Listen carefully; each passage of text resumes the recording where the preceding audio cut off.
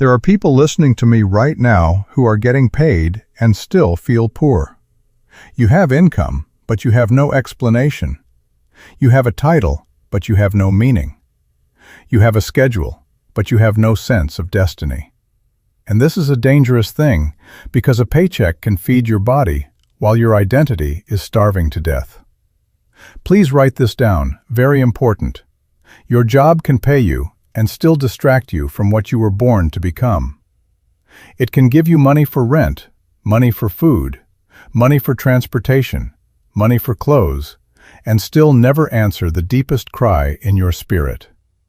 Because money can maintain you, but money cannot define you. Salary can support your life, but salary cannot reveal why you have life. That is why many people are not tired because they work hard. They are tired because they are working outside of identity. They are not exhausted from labor. They are exhausted from confusion. They wake up on Monday morning and their body is moving, but their spirit is protesting. They dress for a place that uses their time but does not touch their assignment. They sit in meetings, send emails, take orders, solve problems, and still go home with a question in their soul. Is this all I was born for? And I came to disturb that question today. I came to tell you that your crisis is not first professional, it is spiritual. The first question is not, where do I work? The first question is, why was I created? Because if you don't know why you were created, any job can become your master. Any employer can define your worth. Any promotion can become your identity. Any layoff can destroy your confidence. You are not supposed to be that fragile. Listen carefully. Employment is temporary, but purpose is original. A job is something you find in time. Purpose is something God placed in you before time. A job may pay you, but only purpose can explain you. Your job tells people what you do for a company. Your purpose tells creation what God sent you to release. So don't confuse your desk with your destiny. Don't confuse your uniform with your calling. Don't confuse your business card with your birthright. You are bigger than where you clock in. You are more than the organization that hired you. Before they gave you a position, God gave you a function. Stay with me. Listen prayerfully. Don't just hear this with your ears. Hear it with your spirit. And if you are ready to stop merely surviving another work week and begin rediscovering God's original design for your life, then stay connected, subscribe, and prepare your heart. Because we are going to separate your paycheck from your purpose, and you are going to meet yourself again. Now listen to me carefully, because your career frustration is usually not the real problem. It is the smoke, not the fire. It is the symptom, not the disease. You say, I need a better job. Maybe. You say, I need more money. Maybe. You say, I need another company, another city, another boss, another opportunity. Maybe. But I came to tell you that you cannot solve a purpose problem with a job description. Please write this down. Career confusion is often purpose confusion wearing professional clothing. It has a badge around its neck. It has a laptop in its hand. It has a degree on the wall. It has a LinkedIn profile. It has a nice photograph and a beautiful title. But underneath all of that, there is still a soul asking, who am I? There are 5 questions every human being must answer, and if you do not answer them correctly, your career will become a place of confusion. Number 1, who am I? That is identity. Number 2, where am I from? That is source. Number 3, why am I here? That is purpose. Number 4, what can I do? That is potential. Number 5, where am I going? That is destiny. These 5 questions control your peace. These 5 questions control your confidence. These 5 questions control how you handle rejection, promotion, delay, criticism, success, and failure. And many people are trying to answer these questions with employment. So when you ask them, "Who are you?" they tell you, "I am a manager." That is not who you are. That is what they call you at work. You ask them, "Who are you?" They say, "I am a nurse. I am an engineer. I am a consultant. I am a teacher. I am an entrepreneur." No, that may be your profession, but it is not your person. That may be your title, but it is not your identity. Write this down, very important. A title can introduce you, but it cannot define you. Your title is too small to carry the weight of your existence. Your salary is too weak to measure your worth. Your degree is too recent to explain your origin. Your position is too temporary to describe your destiny. You were alive before they hired you, and you will still be valuable if they release you. This is why people borrow things to feel important. They borrow titles. They borrow salaries. They borrow brand names. They borrow office spaces. They borrow degrees. They borrow the applause of people who don't even know them. They wear somebody's logo on their chest because they have not discovered the image God placed in their spirit. They need people to recognize the car, recognize the watch, recognize the company, recognize the school, because they have not recognized themselves. And this is dangerous, because when identity is unanswered, anything can become a substitute. A promotion becomes therapy. A raise becomes validation. A business card becomes self-esteem. A corner office becomes a mirror. And if they take it away, you collapse. Why? Because you built your identity on something that can be terminated. God never began with your resume. God never began with your job application. God never began with your human resources department. God began with His purpose for your existence. Before you had a skill, you had a reason. Before you had a career path, you had a divine path. Before your mother knew your name, God knew your function. So stop asking life first, "Where can I get hired?" Ask God, "Why was I created?" Because when you know who you are, you can walk into a job without being possessed by it. You can accept a title without worshiping it. You can earn money without letting money become your God. You can work in a place and still know, this is not the source of my life. This is only one location where my gift is passing through. Somebody needs to say it in your own heart right now. My job is not my identity. My salary is not my value. My title is not my name. My company is not my creator. I came from God. I belong to God. And I am here for something God already decided before the world ever interviewed me. Now, if you came from God, then you must understand the principle of the manufacturer. Please write this down. Very important. No manufacturer creates a product and then looks for a purpose. Purpose is the reason the product was made.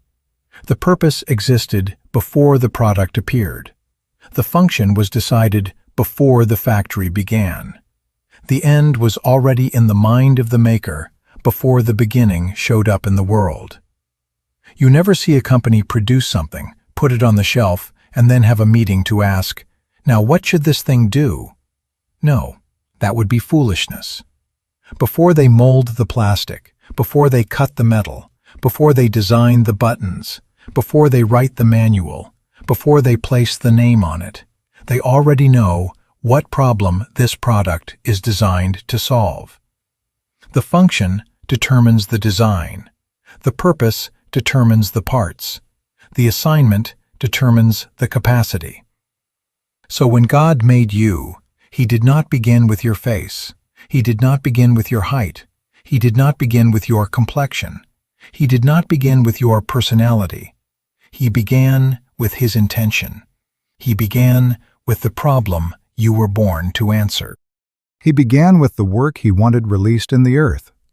Then he designed you according to that purpose. That means your capacity is not an accident. Your limitations are not accidents. Your sensitivities are not accidents. Your burden is not an accident. Your gift is not an accident. Even the thing that makes you uncomfortable may be a clue to what you were sent to change. Some of you keep saying, "Why do I care about this so much?" Because purpose is talking. Why does this problem disturb me?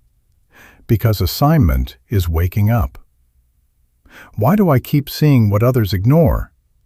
Because the manufacturer installed a function in you that responds to certain needs. Listen carefully. The Bible says God made man in his image. That is not a religious statement only. That is a manufacturing statement. The last thing a manufacturer places on a product is the name, the image, the brand. Why? Because the name means the manufacturer is taking responsibility for the product. When God put his image on you, he was saying, "This one belongs to me.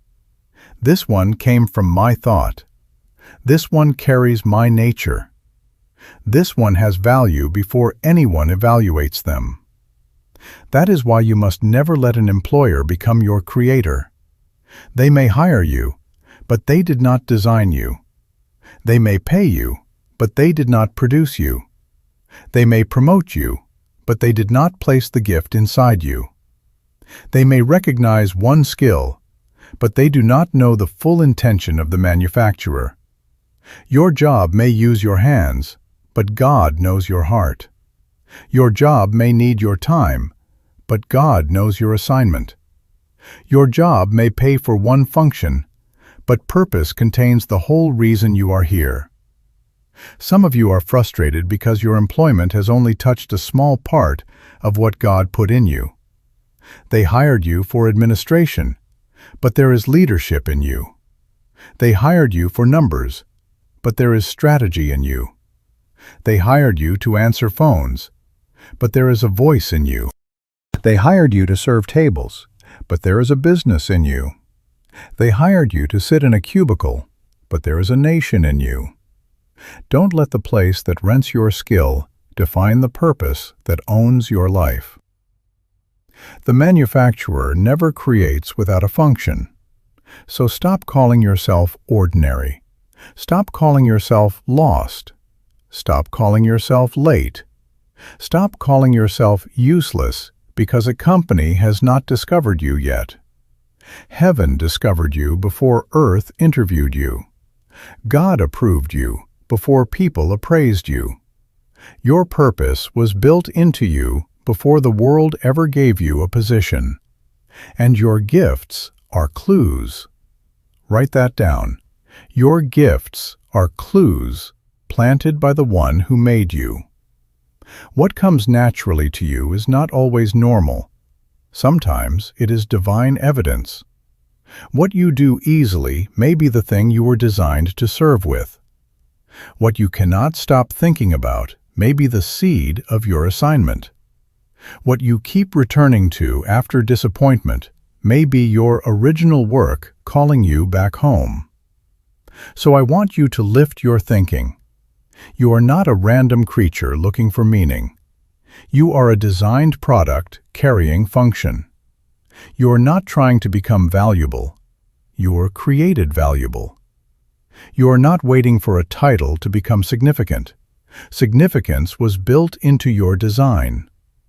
The job may come later. The office may come later. The salary may come later. But purpose came first. God finished you in His intention before life ever started you in time. Now this brings us to a very important distinction, and I want you to write this down, because if you miss this, you will live your whole life angry at your job for not doing what only purpose can do. Your job is what they pay you to do, but your work is what you were born to release. Read that again in your spirit. Your job is what they pay you to do. Your work is what you were born to release. A job is connected to compensation. A job is connected to a contract. A job is connected to an organization's need. A job says, "We need this done, and we will give you this amount of money if you do it." That is not evil. That is not wrong. That is employment. But employment is not the same as assignment. Your job belongs to the company's purpose. Your work belongs to God's purpose. Your job may be in an office, a hospital, a school, a factory, a store, a government department, or behind a computer screen. But your work is the gift, the contribution, the capacity, the problem-solving ability God placed inside you before any company ever needed you. Please understand this. A job is your place of income, but your work is your place of assignment. A job can help you pay bills, but work helps you release destiny. A job can give you a paycheck, but work gives you fulfillment. A job can give you a title, but work gives you meaning. A job may tell you where to sit from 9 to 5, but your work tells you why you were born. This is why you must never worship a job. Appreciate it, yes. Be excellent in it, yes. Be faithful in it, yes. Don't be lazy. Don't be careless. Don't steal time. Don't do poor work and call it spirituality. No. If they pay you, serve with excellence. But never bow your identity to a job. Never make employment your God, because whatever you make your God has the power to destroy you when it moves. You can be fired from your job. You can be transferred from your job. You can be replaced in your job. You can be demoted in your job. You can retire from your job. The company can close. The department can restructure. The manager can change. The economy can shift. The contract can end. But hear me carefully. You cannot be fired from your God-given work. No man can terminate what God created you to release. No board can vote out your assignment. No supervisor can cancel your purpose. No economy can lay off your gift. That is why a person who understands purpose is dangerous to discouragement. They may lose a job and cry for a moment, but they do not lose themselves. They may lose a position, but they do not lose their purpose. They may lose income, but they do not lose identity. They know, this job was one channel, but God is my source. This position was one platform, but my assignment is bigger than this place. Some of you, the reason why Monday morning feels like punishment is not because you are lazy. It is because your soul is resisting a life that contradicts your design. You wake up and say, "I hate Mondays." No, maybe you don't hate Mondays. Maybe you hate misalignment. Maybe you hate giving your best energy to something that has nothing to do with what God put in you. Maybe you hate feeling used, but not released. Maybe you hate being busy, but not fruitful. There is a difference between being tired from labor and being drained from contradiction. When you work according to purpose, you can be tired in your body and still alive in your spirit. But when you live outside of purpose, even rest does not refresh you. You take vacation and still come back empty. You sleep and still wake up weary. Why? Because sleep can restore your body, but only purpose can restore your soul. You were not born just to survive another Friday. You were not born to count down the days until retirement. Retirement is not purpose. Retirement is what humans invented when they got tired of jobs they were never born to become.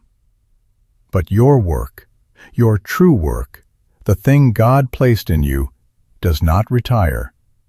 The gift keeps speaking. The assignment keeps calling. The burden keeps burning. The dream keeps returning. Even when your hair turns gray, your purpose still has fire in it. This is why unemployment becomes such a crisis for some people. It is not only that they lost money, they lost the thing they thought they were. When employment becomes identity, unemployment becomes a crisis of being. If you think you are your job, then when the job is gone, you disappear. If you think you are your title, then when the title is taken, you become invisible. If you think you are your salary, then when the salary stops, you feel worthless. But I came to tell you, you are not what they called you at work. You are not what they printed on the badge. You are not what they put on the office door. You are not the nameplate. You are not the parking space. You are not the email signature. You are God's product, God's image, God's idea, God's investment, God's responsibility in the earth. Tell yourself quietly, I have a job, but I am not my job. Say it again until your spirit believes it. I have a job, but I am not my job. Now say this, I have work to do. That is different. Work is not just activity. Work is the release of your gift in service to a problem. Work is the divine contribution hidden in your design. Work is what makes you necessary to your generation. So when you go to your job tomorrow, don't go like a slave of a paycheck. Go like a person carrying assignment. Look around and ask, what is this place teaching me? What gift is being trained here? What problem am I learning to solve? What discipline is being developed? What capacity is God sharpening? Because the job may not be your purpose, but it may be serving your purpose if you understand it properly.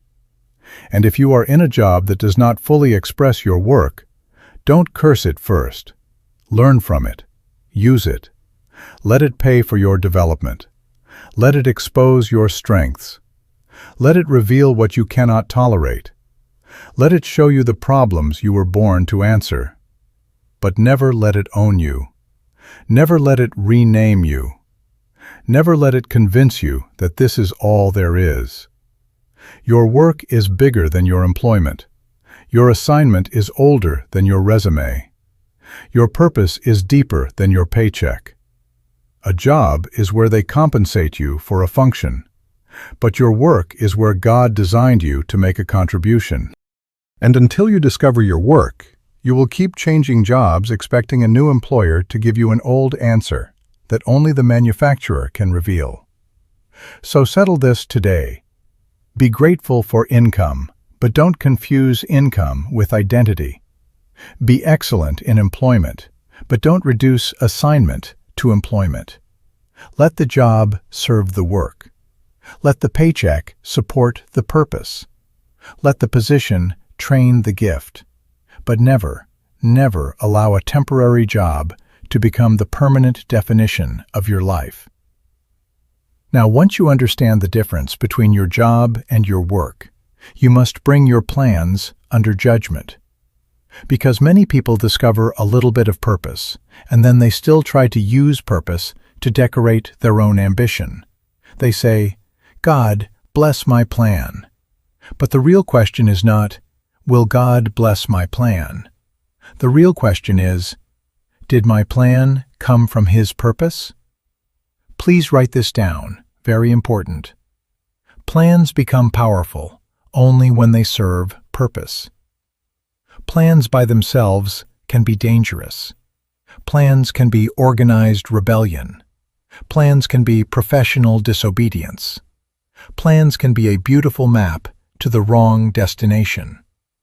You can have a 5-year plan, a 10-year plan, a retirement plan, a business plan, a financial plan, a career plan, and still miss the original reason God created you. The Bible says, "Many are the plans in a man's heart, but it is the Lord's purpose that prevails." Read that slowly in your spirit. Many are the plans, not one plan, many. Human beings are full of plans.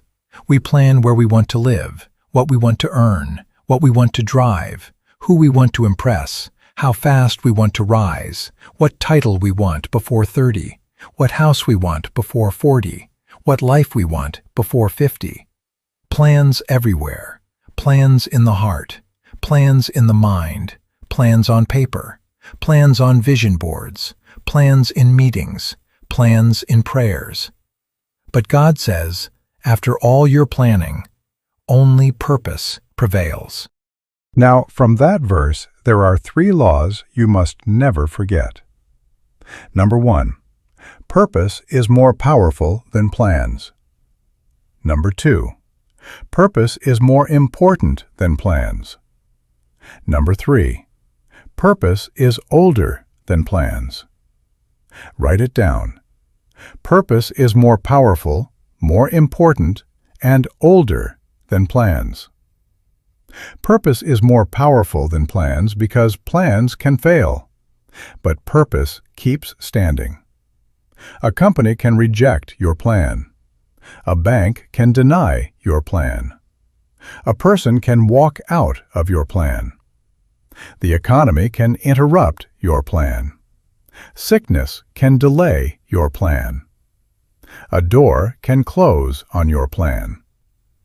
But when God has purpose, He will use closed doors, delayed flights, difficult seasons, and even disappointments to bring you back to what He intended. That is why some things you cried over were actually mercy. God was not destroying your future. He was protecting your purpose from your plan. Purpose is more important than plans because plans are only methods, but purpose is the reason. Plans answer how. Purpose answers why. Plans answer when. Purpose answers what for. Plans answer with whom. Purpose answers from whom. And if the why is wrong, the how does not matter. If the reason is wrong, the success is dangerous. If the assignment is wrong, the promotion becomes a trap. And purpose is older than plans, because before you had a notebook, God had an intention. Before you had a calendar, God had a reason. Before you had ambition, God had assignment. Before you wrote your goals, heaven wrote your function. Your plans were born in time, but your purpose was established before time. So never let something younger than you control something older than you. This is why you must examine your ambition. Ambition is not evil when it is submitted. Ambition becomes evil when it becomes Lord. Some of you are climbing ladders because the ladder is impressive, but you never asked whether the ladder is leaning on the wall of your assignment. You are climbing fast, but are you climbing right? You are moving up, but are you moving toward purpose? You are gaining influence, but are you releasing what God put in you? You are becoming known, but are you becoming useful to the reason you were born? Kingdom success is not climbing every ladder. Kingdom success is finding the ladder attached to your assignment. Everybody may applaud a certain opportunity, but applause does not prove assignment. Everybody may say, "This is a great offer." It may be great, but is it right? The enemy of right is often good, not bad, good. Good money, good title, good office, good exposure, good platform, good benefits. But if good consumes the time, energy, creativity, and gift that were meant for purpose, then good has become an enemy. Some opportunities are not temptations because they are sinful. They are temptations because they are distracting. They don't make you wicked, they make you unavailable. They don't take you to the nightclub, they take you to the boardroom. They don't destroy your reputation, they improve your resume while starving your assignment. And you must be mature enough to say, "This is good, but it is not mine." Tell your neighbor, if you have one, submit the plan. Say it again, submit the plan. Your 5-year plan may be organized, but is it submitted? Your career strategy may be intelligent, but is it submitted?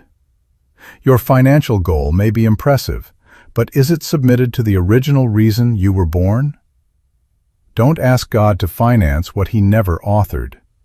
Don't ask God to promote what He never assigned. Don't ask God to strengthen a ladder He never told you to climb. Bring your plans back to purpose. Put your dreams on the table and say, "Lord, what belongs to you? What came from fear?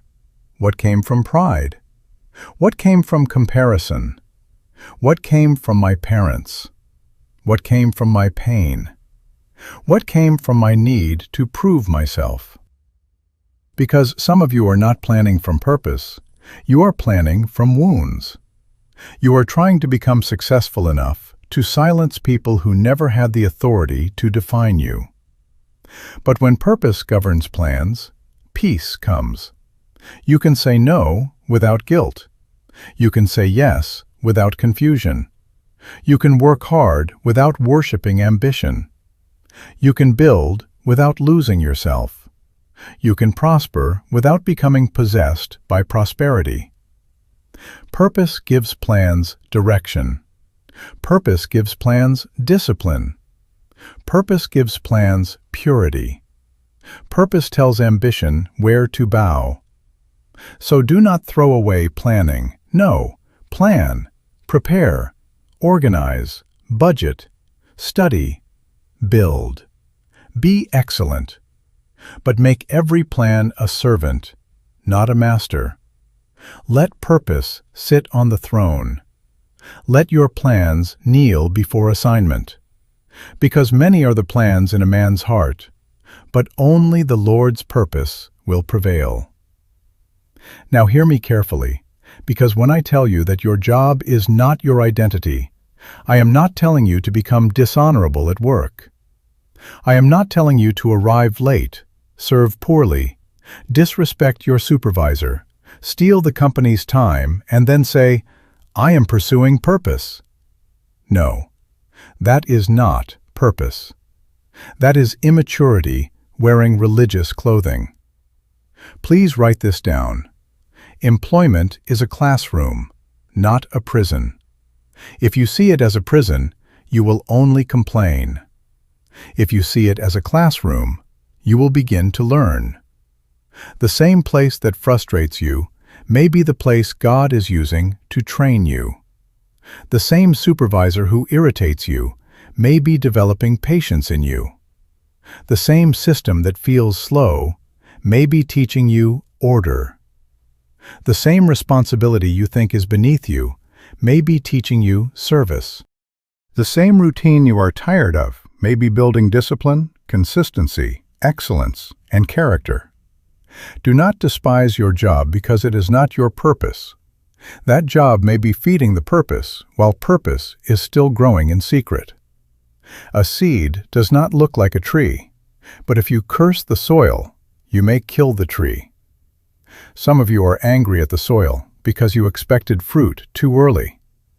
You want the platform, but God is building the person. You want the door, but God is developing the discipline. You want the microphone, but God is testing your motive in a small office, a quiet shift, a difficult department, and a responsibility nobody applauds. Your job may be temporary employment while your purpose is being matured quietly underneath. Do you understand? Temporary does not mean useless. Temporary does not mean meaningless. Temporary does not mean God is absent. Israel was in the wilderness temporarily, but the wilderness was a classroom. David was in the field temporarily, but the field was a classroom. Joseph was in Potiphar's house and in prison temporarily, but those places were classrooms.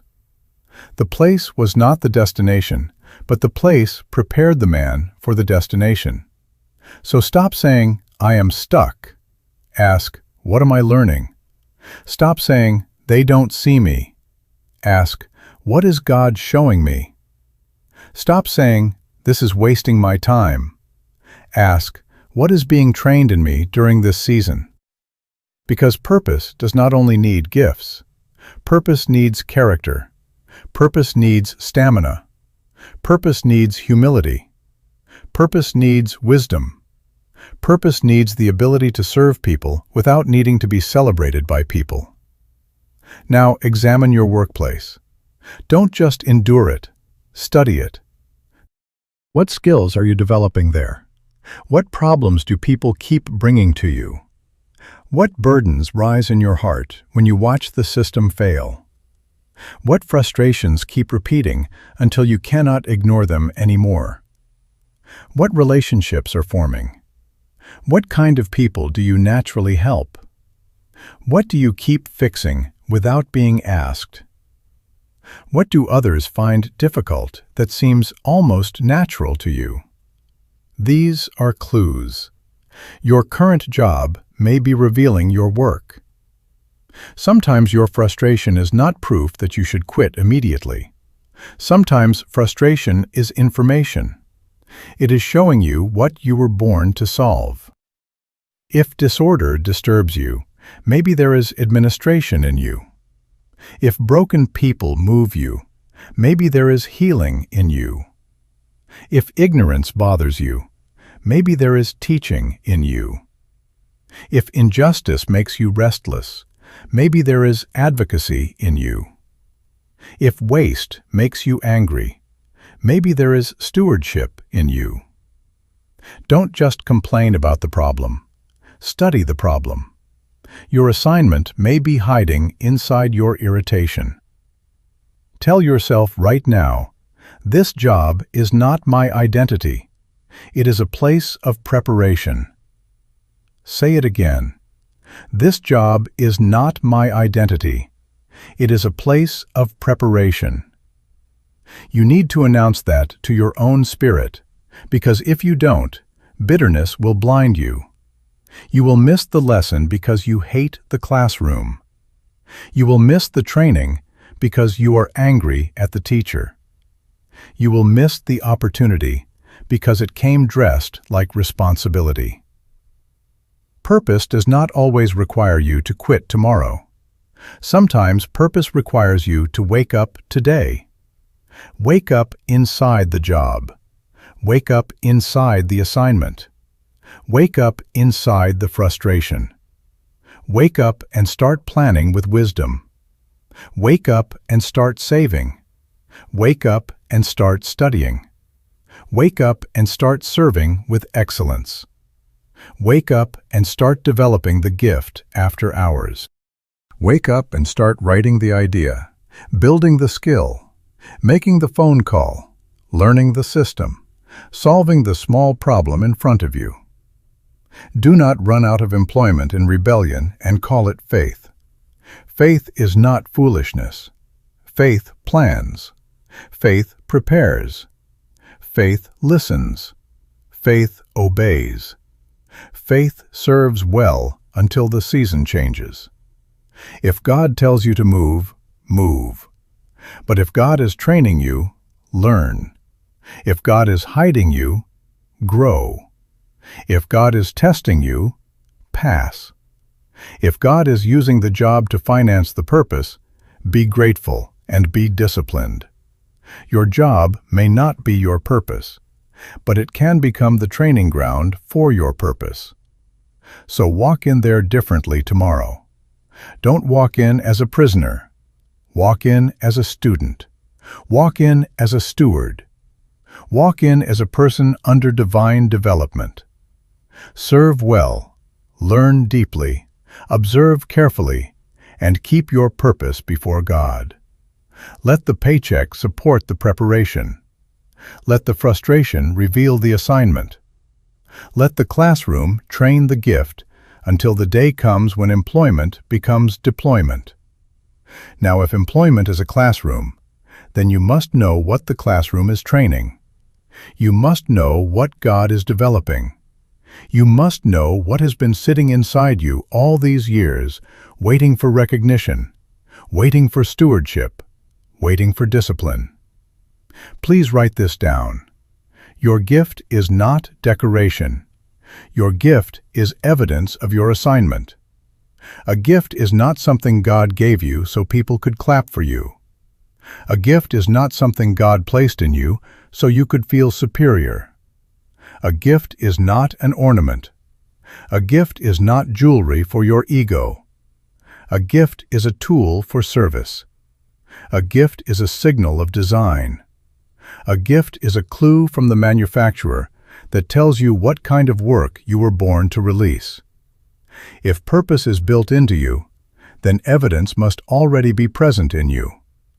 God does not hide purpose outside of you and then make you spend your whole life chasing it like a stranger. No, the evidence is in your gifts. The evidence is in your burden. The evidence is in your passion. The evidence is in your recurring ability. The evidence is in the thing you keep doing even when nobody pays you. The evidence is in the problem you cannot ignore. The evidence is in the service that makes you tired in your body, but alive in your spirit. So stop saying, "I don't know what I am here for," before you have examined what is already in your hands. Moses said, "What shall I do?" God said, "What is that in your hand?" The answer was already close. Some of you are looking too far. You are looking at everybody else's platform, everybody else's gift, everybody else's business, everybody else's ministry, everybody else's career. And God is asking you, what did I put in your hand? Let me give you some questions. Write them down. Number 1. What problem makes you angry? Not petty anger, not selfish anger, not because somebody did not recognize you. I am talking about holy irritation. What disorder disturbs you? What injustice makes you restless? What ignorance makes you want to teach? What brokenness makes you want to heal? What waste makes you want to organize? What confusion makes you want to bring clarity? Your anger may be revealing your assignment. Number 2. What ability keeps showing up? What do people keep asking you to do? What do you keep solving without trying? What do others struggle with that seems natural to you? Don't despise what is easy for you. Sometimes ease is evidence of design. A fish does not brag because it can swim. That is its nature. A bird does not attend a seminar to fly. That is its design. When you find what you do naturally, you may be touching what the manufacturer built into your function. Number 3. What did you love before people told you to be realistic? This is important. Jesus said, unless you become like a little child, you cannot enter the kingdom. Why? Because children are honest about design before society trains them to perform. Before people told you, that won't make money, what did you imagine? What did you build? What did you draw? What did you teach your dolls, your brothers, your friends? What did you protect? What did you organize? What did you create? What did you dream about before fear became your counselor? Some of you must go back and meet yourself again. Not the version of you that got wounded. Not the version of you that got bills. Not the version of you that got disappointed. Go back to the child who knew something before the world interrupted. You were building things with paper. You were preaching to chairs. You were helping everybody settle arguments. You were writing stories. You were fixing broken toys. You were defending people on the playground. You were organizing the game. You were making everybody laugh when the room was heavy. Those were not accidents. Those were signals. Number 4. What service gives you energy instead of draining you? Everything will require labor, but purpose has a strange life in it. When you are outside your assignment, even small things can exhaust you. But when you are near your gift, something wakes up. You may work hard, but you feel alive. You may be tired, but you are not empty. That is a clue. Your gift is connected to the place where your energy becomes service. Now be careful here, because comparison will make you blind. Jealousy is ignorance of design. Write that down. Jealousy is ignorance of design. When you envy another person's gift, you are insulting the manufacturer who designed yours. No manufacturer creates every product with the same function. A refrigerator does not compete with a stove. A watch does not compete with a washing machine. A microphone does not compete with a chair. They are different because their functions are different.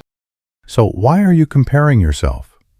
Why are you angry because someone else can sing and you can administrate? Why are you jealous because someone else can speak and you can build systems?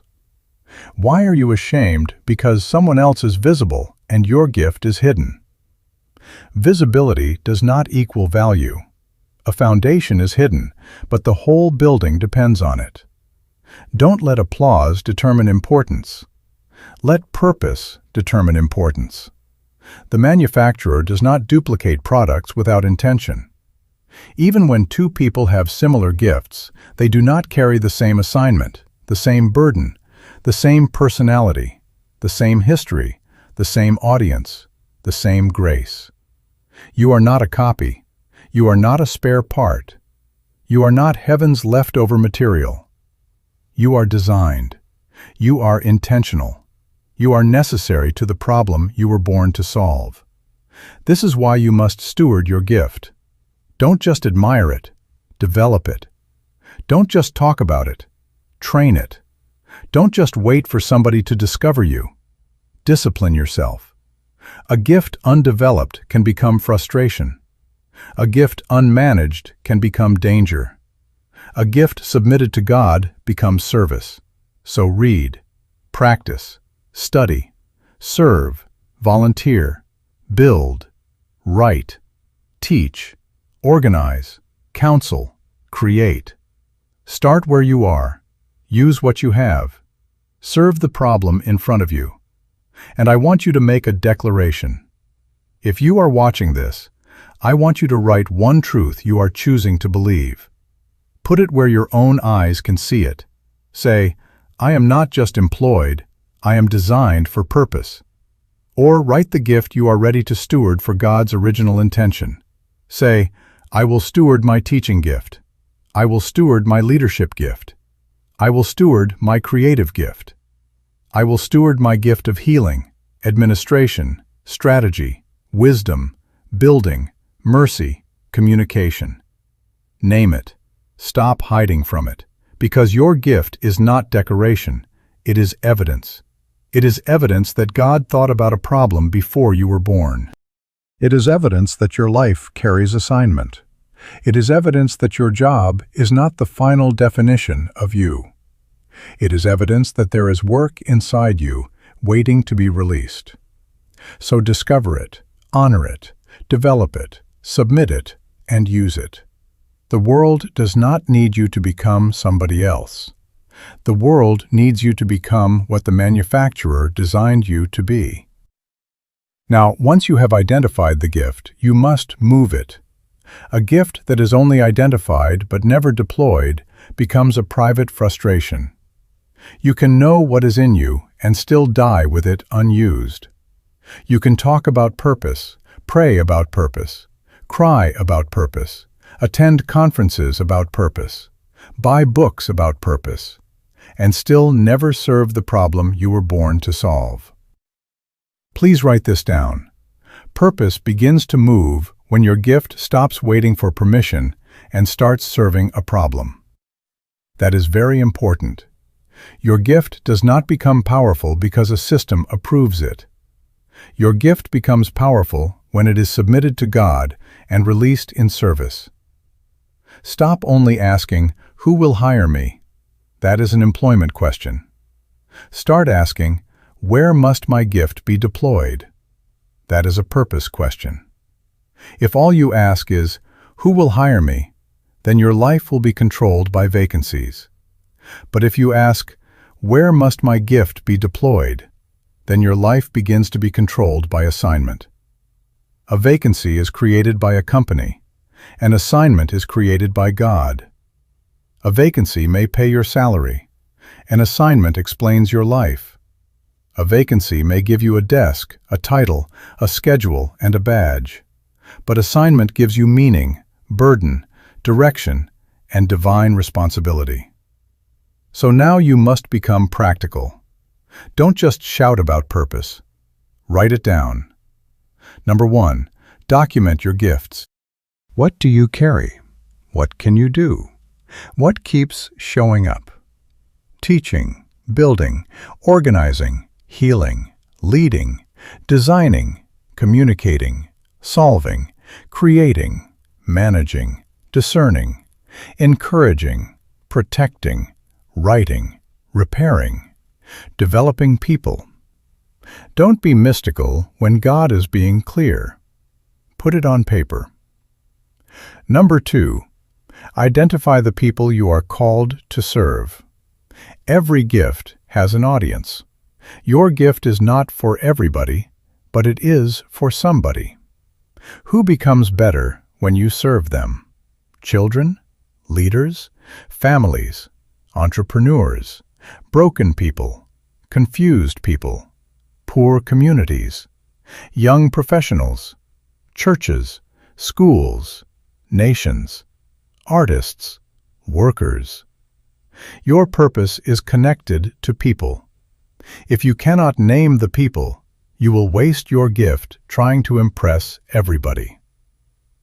Number 3, name the problem you are designed to solve. This is powerful. Don't just say, "I want to be successful." Successful doing what?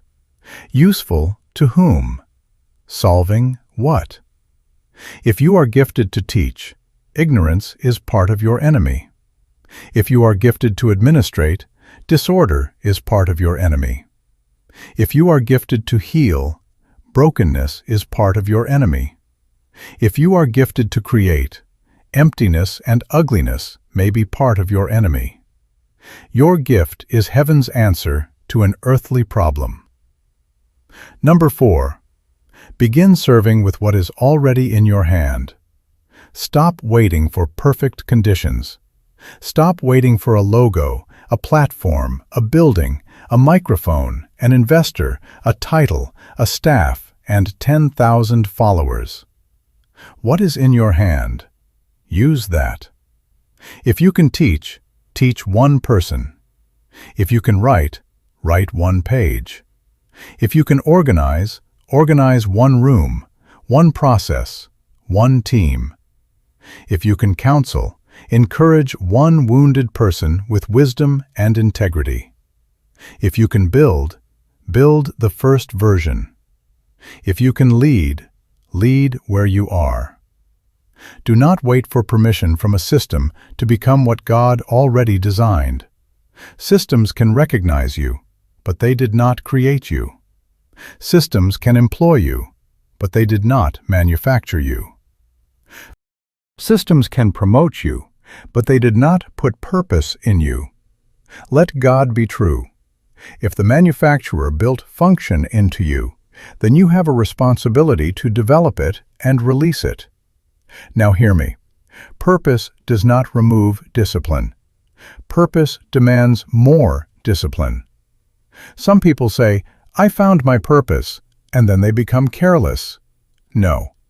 Purpose means now you must be more disciplined with your time, more disciplined with your money, more disciplined with your body, more disciplined with your relationships, more disciplined with your learning, because your life is carrying assignment.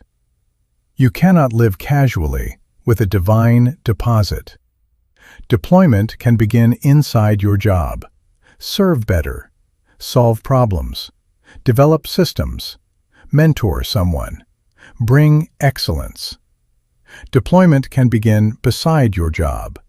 Study at night, build after hours, volunteer on weekends. Start small. Deployment can begin beyond your job, when God opens the door and wisdom confirms the season.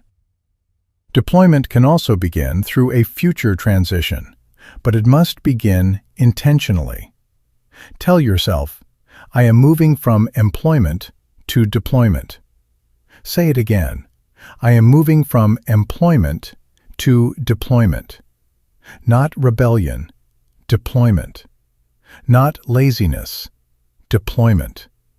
Not fantasy, deployment. Your paycheck may support you, but your assignment must move you. So stop sitting on the gift. Stop hiding behind the system. Stop comparing yourself with people who are obeying their own assignment. Begin with what you have. Serve who you can. Solve what is in front of you, and let purpose start moving. And now I must leave you with this, because this is where the matter becomes serious. The tragedy of life is not losing a job. Jobs can be replaced. Positions can be changed. Titles can be removed. Companies can close. Contracts can end. But the real tragedy is to leave this earth with work still trapped inside you.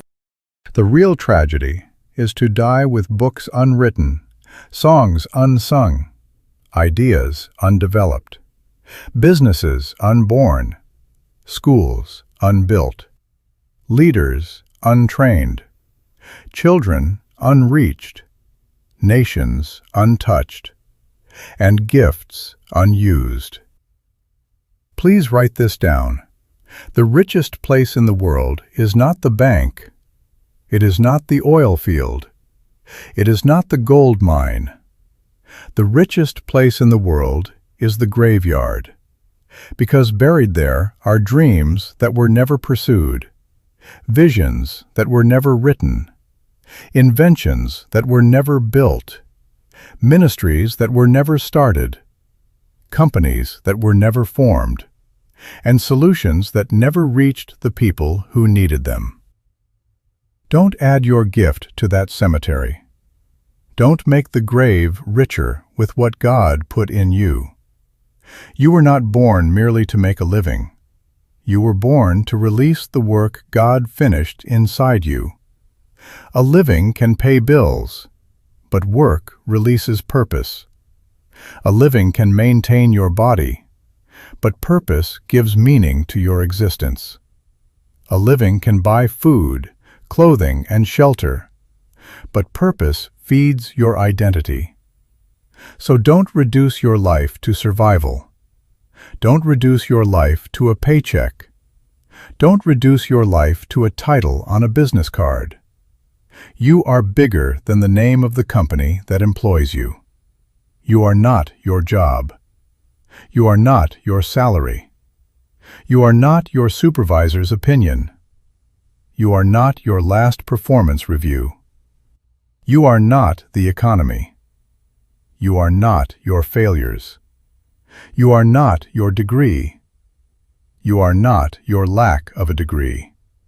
You are not the office they gave you, and you are not the office they denied you. You are a product of divine intention. You came from God with a function. You came from God with a deposit. You came from God with work already finished in your beginning. So this week, I don't want you to just listen and say, "That was good." No, good is not enough. Write it down. This week, sit down with paper and answer 4 things. Number 1. What is my job? That is where I currently receive income. Number 2. What are my gifts? That is the evidence of what God placed in me. Number 3. What is my burden? That is the problem my spirit keeps responding to. Number 4. Who are the people I am called to serve? Because when your gift meets a burden and serves people, purpose begins to move.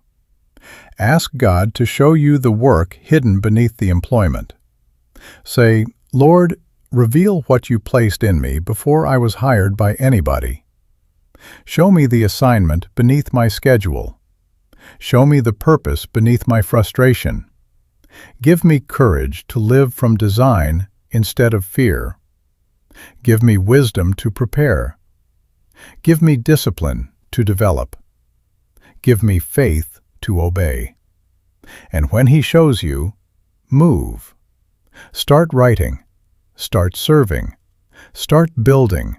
Start studying. Start mentoring. Start organizing. Start creating. Start with what is in your hand. Do not wait until everything is perfect. Obedience rarely begins with perfect conditions. Obedience begins with surrender. Subscribe so you can keep growing in this understanding, and share this teaching with someone who is confusing employment with identity. And I want you to comment the truth you are choosing to live out according to God's original purpose. Say, I am not just employed, I am designed. Say, I will not die full. Say, I will release my work. Because your job may be temporary, but your purpose is original. Now get up, obey God, and begin to release what He finished inside you.